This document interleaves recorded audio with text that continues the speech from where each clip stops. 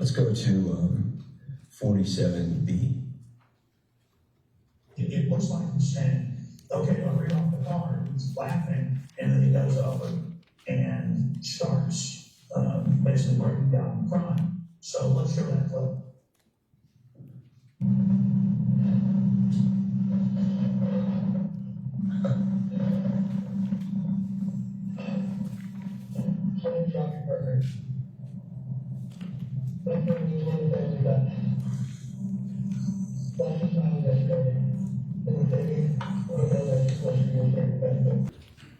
Did there come a point, Robbie, where you felt like in order to protect your family, you had to move from Newtown? Eventually, yeah. And that was, it's not as easy as a decision as some people might think. We had this family here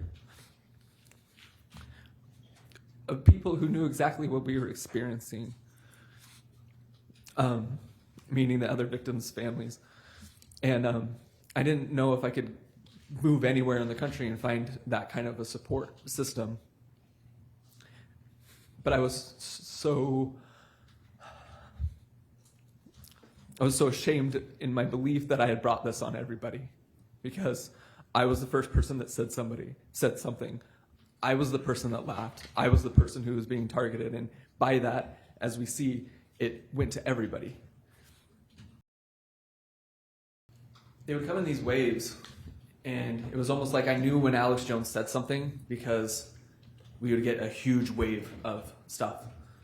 And so that's when I knew something was up, and that's when I knew I needed to step up my game, so to speak, as far as being vigilant about what's going on, being vigilant about our surroundings, being vigilant about what's being said.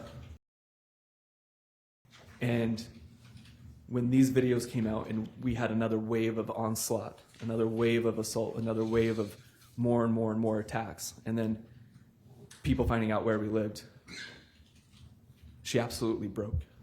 And again, there's nobody in my life, and there's nobody I've ever known that's stronger than Alyssa. And she just couldn't,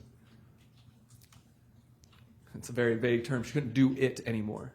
And what that meant was she couldn't make phone calls to set up appointments for the girls anymore. She couldn't communicate with people. She shut down. She absolutely shut down.